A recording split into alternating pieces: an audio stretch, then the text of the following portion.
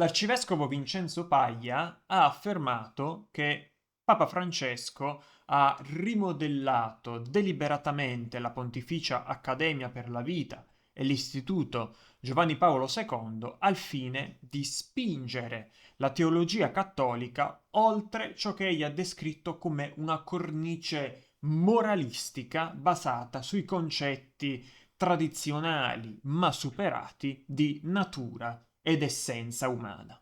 Il 21 maggio, in un'intervista pubblicata sulla testata italiana Settimana News, l'arcivescovo Vincenzo Paglia ha fornito un ampio resoconto delle riforme da lui attuate sotto Francesco presso la Pontificia Accademia per la Vita e il Pontificio Istituto Teologico Giovanni Paolo II per le scienze del matrimonio e della famiglia, sostenendo che entrambe le istituzioni dovessero essere trasformate per allinearsi alla nuova direzione teologica e pastorale promossa durante il pontificato di Francesco, specialmente dopo i sinodi sulla famiglia e la pubblicazione di Amoris Laetitia nel 2016.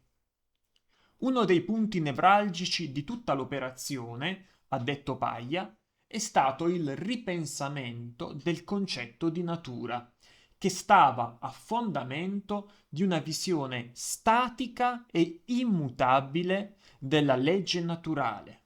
Fate attenzione alle parole. E con esso la messa in discussione del paradigma essenzialistico e astorico su cui si reggeva tutta la teologia morale, sessuale e familiare finora sviluppata. Paglia ha aggiunto che i critici delle riforme ne avevano compreso correttamente le implicazioni. Qui gli oppositori avevano compreso bene, era in gioco una riforma molto profonda, ha ammesso. Paglia ripercorre nella sua intervista l'intero processo rivoluzionario portato avanti da Francesco nel campo morale e bioetico fin dalla sua elezione. Subito dopo l'elezione del 2013, Papa Francesco convocò le due assemblee del Sinodo sulla famiglia.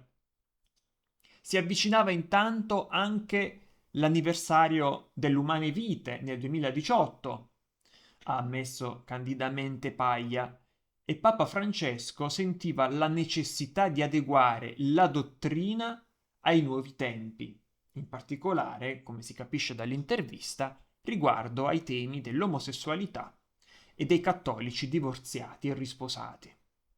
Mi chiese di preparare un testo che ne sottolineasse la profezia di Umane Vite, mostrandone anche alcuni necessari aggiornamenti. Gli preparai un testo redatto con la collaborazione di un gruppo di teologi. Lo apprezzò molto. Paglia ha anche affermato che questo lavoro confluì successivamente in progetti teologici più ampi collegati alla teologia morale e all'etica familiare.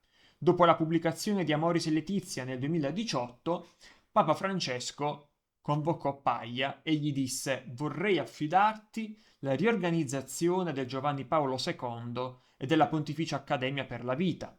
Lo disse proprio intendendo che entrambe queste due istituzioni della Santa Sede dovevano essere ripensate dentro questo allargamento di prospettiva, ancora non adeguatamente maturato teologicamente e attrezzato culturalmente nella sensibilità cattolica odierna, ha specificato l'arcivescovo.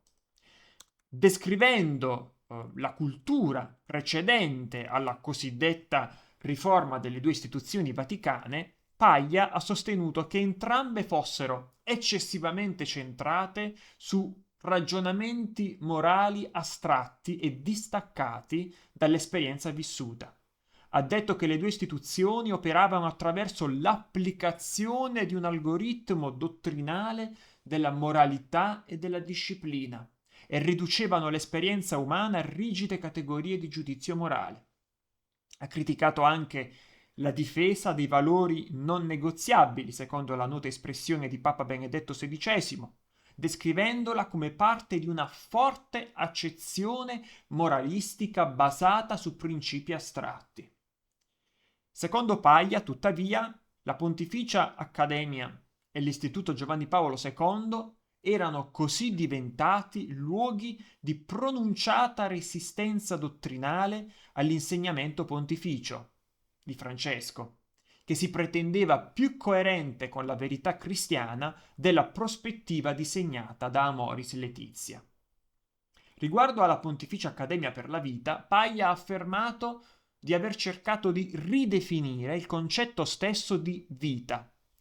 Piuttosto che trattare la vita principalmente come una questione connessa all'aborto o all'eutanasia, Paglia ha sostenuto che l'Accademia adottasse una comprensione antropologica e sociale più ampia, persino cosmica, nella quale la vita diventasse una categoria totalizzante. Paglia ha detto che questa prospettiva più ampia richiedeva un approccio plurale, diversificato e non essenzialista, capace di confrontarsi con la cultura moderna e gli sviluppi sociali. Il punto di svolta in realtà lo codificò lo stesso Francesco in occasione del 25° di fondazione della Pontificia Accademia della Vita, con una lettera inviatami dal titolo Humana Communitas. In essa Francesco delinea le linee fondamentali del suo sviluppo. Non so bene in quanti l'abbiano letta, ha aggiunto Paglia, ma è un manifesto chiarissimo della nuova visione che il Papa incoraggiava. Come parte di quel cambiamento, l'Accademia ha aumentato i propri membri. Oltre ai teologi morali cattolici sono stati inclusi esperti di robotica, ingegneria, economia e intelligenza artificiale, così come non cattolici e non credenti. Paglia ha anche citato la collaborazione dell'Accademia con Microsoft e IBM a proposito dell'evento Rome Call for AI Ethics del 2020, come esempio della nuova direzione dell'istituzione. L'arcivescovo ha anche difeso la controversa nomina dell'economista Mariana Mazzucato all'Accademia, affermando che l'opposizione alla sua nomina fu usata, strumentalizzata per attaccare l'intero progetto di riforma. Ha anche detto che Francesco intervenne personalmente per sostenere la decisione, dichiarando pubblicamente «l'ho scelta io». Paglia ha identificato inoltre un libro del 2024 dal titolo La gioia della vita, un percorso di etica teologica, come l'espressione più chiara del progetto teologico sviluppato durante queste riforme.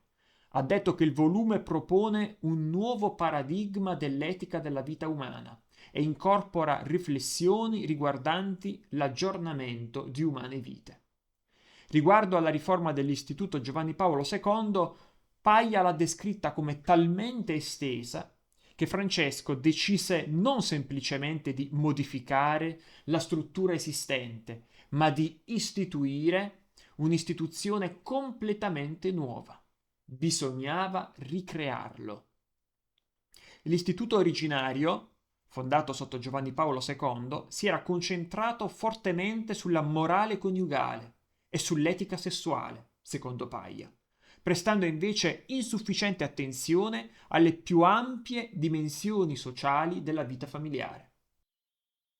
L'istituzione sostitutiva, che ora si chiama Pontificio Istituto Teologico Giovanni Paolo II per le scienze del matrimonio e della famiglia, ha introdotto nuove discipline accademiche e nuovi membri della facoltà.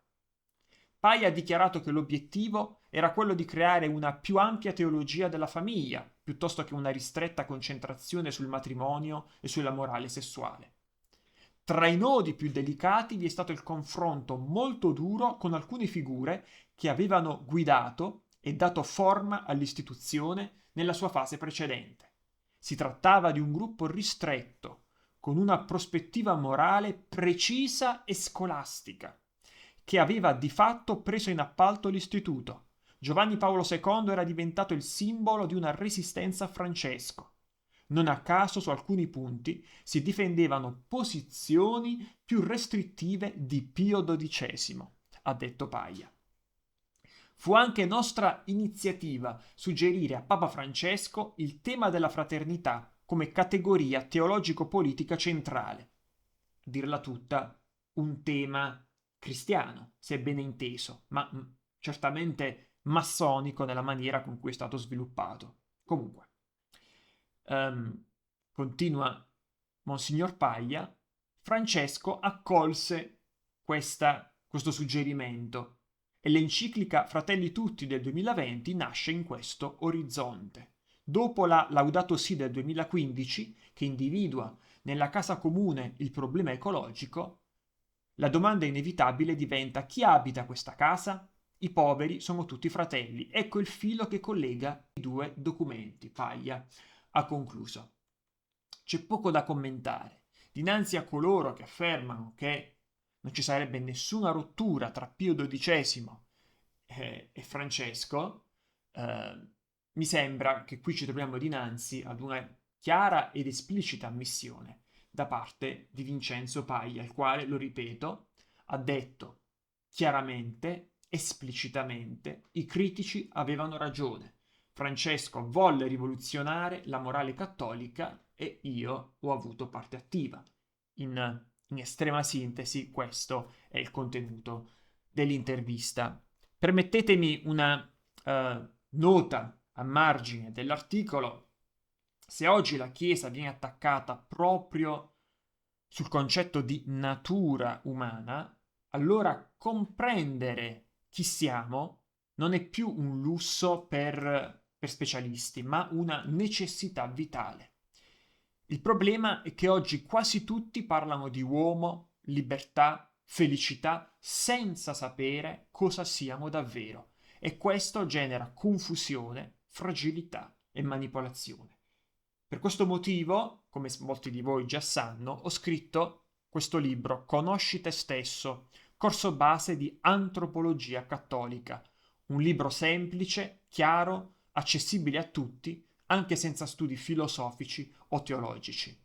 È disponibile in copertina rigida, flessibile e formato Kindle, e questo mio libro intende offrire strumenti concreti per capire l'uomo e migliorare se stessi alla luce della verità cristiana, della verità cattolica. Trovate qui sotto il link per acquistare il libro, il link affiliato. Chiedo a tutti voi che mi seguite, come sempre, una preghiera per questo mio lavoro, per questo mio apostolato, per questo lavoro di formazione e di informazione cattolica. Che Dio vi benedica. Ave Maria.